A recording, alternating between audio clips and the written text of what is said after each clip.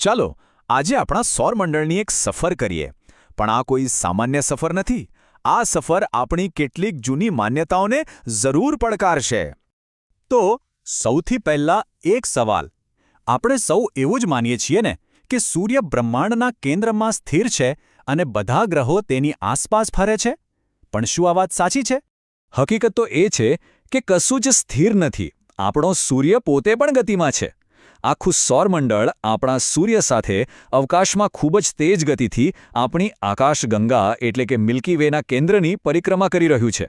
તો પછી કોઈ અવકાશી પદાર્થને ગ્રહ કહેવાય ક્યારે? જુઓ, આંતરરાષ્ટ્રીય ખગોળશાસ્ત્રીય સંઘે આના માટે 3 નિયમ બનાવ્યા છે. પહેલો, એ કોઈ તારાની આસપાસ ફરતો હોવો જોઈએ. બીજો, એ એટલો મોટો હોવો જોઈએ કે એના પોતાના જ ગુરુત્વાકર્ષણથી એનો આકાર લગભગ ગોળ થઈ જાય.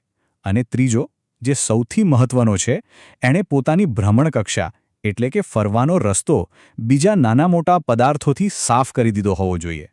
આપણા સૌરમંડળમાં જે 8 ગ્રહો છે એમને 2 અલગ અલગ પરિવારોમાં વહેંચી શકાય. આપણે શરૂઆત કરીશું પહેલા પરિવારથી, એટલે કે સૂર્યની સૌથી નજીક આવેલા ખડકાળ પથ્થર જેવા ગ્રહોથી. આ તફાવત બહુ સ્પષ્ટ છે. જે આંતરિક ગ્રહો છે તે નાના છે અને પથ્થર અને ધાતુના બનેલા છે, જ્યારે બાહ્ય ગ્રહો તો ગેસ અને બરફના મોટા મોટા ગોળા છે, જાણે કે કોઈ દાનવ. અને આ બંને પરિવારોની વચ્ચે આવેલો છે લઘુગ્રહોનો પટ્ટો, જે એક સરહદ જેવું કામ કરે છે. તો ચાલો આપણી સફર શરૂ કરીએ. પહેલો ગ્રહ છે બુધ, આપણા સૌરમંડળનો સૌથી નાનો અને સૂર્યની સૌથી નજીક રહેતો ગ્રહ. હવે બુધ પર કોઈ ખાસ વાતાવરણ તો છે નહીં જે ગરમીને પકડી રાખે.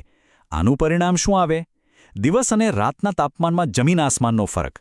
દિવસમાં તાપમાન પહોંચી જાય છે 430 ડિગ્રી સેલ્સિયસ સુધી, એટલે કે સપાટી આગની ભઠ્ઠી બની જાય. અને રાત્રે તાપમાન -180 ડિગ્રી સુધી ગગડી જાય, બધું થીજી જાય એવી ઠંડી. આગળ વધીએ શુક્ર તરફ. એના કદ અને વજનને કારણે એને ઘણીવાર પૃથ્વીનો જોડિયો ભાઈ પણ કહેવાય છે. પણ આ નામથી છેતરાતા નહીં, કારણ કે એનું વાતાવરણ પૃથ્વી કરતાં બિલકુલ અલગ અને ખતરનાક છે. અહીં એક મજેદાર વાત છે. શુક્ર ભલે બુધ કરતાં સૂર્યથી દૂર હોય, પણ સૌરમંડળનો સૌથી ગરમ ગ્રહ એ જ છે. આવું કેમ? કારણ છે એનું વાતાવરણ, જે 97% કાર્બન ડાયોક્સાઇડથી બનેલું છે. આ વાતાવરણ એક ધાબળાની જેમ કામ કરે છે. સૂર્યની ગરમીને અંદર તો આવવા દે છે, પણ બહાર જવા દેતું નથી. આને જ તો કહેવાય ગ્રીનહાઉસ અસર. અને શુક્રની એક બીજી અજીબ વાત સાંભળો. અહીં સમય જાણે કે અલગ જ રીતે ચાલે છે. શુક્ર પોતાની ધરી પર એટલો ધીમો ફરે છે કે ત્યાંનો એક દિવસ ત્યાંના એક આખા વર્ષ કરતાં પણ લાંબો હોય છે. છે ને કમાલની વાત? સારું, હવે આ વિચિત્ર ગ્રહોની દુનિયામાંથી પાછા ફરીએ આપણા પોતાના ઘરે, આપણી પૃથ્વી પર. ચાલો જોઈએ કે આપણો ગ્રહ આટલો ખાસ અને જીવન માટે અનુકૂળ કેમ છે. પૃથ્વીને બીજા ગ્રહોથી જે અલગ પાડે છે એ છે એનું વાતાવરણ. આ એવું વાતાવરણ છે જે જીવનને ટકાવી રાખે છે. એમાં મોટો ભાગ નાઇટ્રોજનનો છે અને લગભગ 21% ઓક્સિજન છે, જેના વગર આપણે શ્વાસ પણ ન લઈ શકીએ. અને બીજું, પૃથ્વી પોતાની ધરી પર એકદમ સીધી નથી, પણ સહેજ લગભગ 23.5 ડિગ્રી જેટલી નમેલી છે. અને આ જ નાનકડો ઝુકાવ છે જેના કારણે આપણે શિયાળો, ઉનાળો અને ચોમાસા જેવી અલગ અલગ ઋતુઓનો અનુભવ કરીએ છીએ. આંતરિક ગ્રહોની આપણી સફરનો છેલ્લો મુકામ છે મંગળ, જેને આપણે લાલ ગ્રહ તરીકે પણ ઓળખીએ છીએ. આ લાલ રંગ ક્યાંથી આવ્યો? એની જમીનમાં રહેલા આયર્ન ઓક્સાઇડને કારણે. સાદી ભાષામાં કહીએ તો એની સપાટી પર કાટ લાગેલો છે. મંગળ ભલે નાનો ગ્રહ હોય, પણ ત્યાં સૌરમંડળની કેટલીક સૌથી વિશાળ કુદરતી રચનાઓ આવેલી છે. અહીં ઓલિમ્પસ મોન્સ નામનો જ્વાળામુખી છે, જે આપણા માઉન્ટ એવરેસ્ટ કરતાં પણ 3 ગણો ઊંચો છે. અને અહીં જ વેલ્સ મરિનેરિસ નામની ખીણ છે, જે આખા સૌરમંડળની સૌથી મોટી ખીણ છે. તો આ હતા આંતરિક ગ્રહો. હવે આપણે લઘુગ્રહોના પટ્ટાને પાર કરીને આગળ વધીશું બાહ્ય સૌરમંડળમાં. અહીં આપણું સ્વાગત કરશે ગેસના બનેલા વિરાટ ગ્રહો, જેમને ગેસ જાયન્ટ્સ પણ કહેવાય છે. આ એકદમ અલગ જ દુનિયા છે. અને આ પરિવારનો રાજા છે ગુરુ.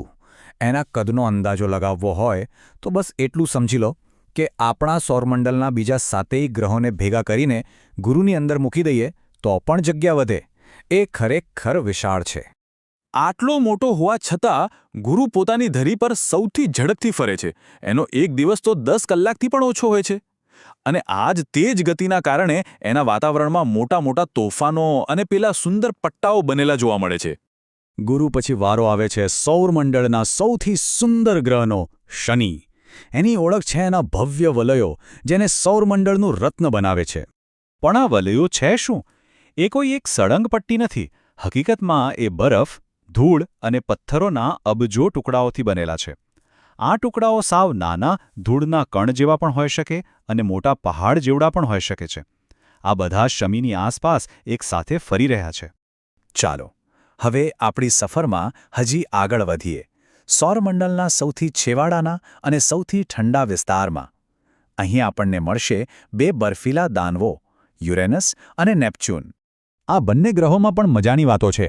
યુરેનસ તો જાણે કે પોતાની ધરી પર આડો પડીને ગબડતો હોય એમ ફરે છે, જ્યારે નેપ્ચ્યુન પર સૌરમંડળના સૌથી તેજ પવન ફૂંકાય છે અને આપણા સૌરમંડળનો સૌથી ઠંડો ગ્રહ પણ છે.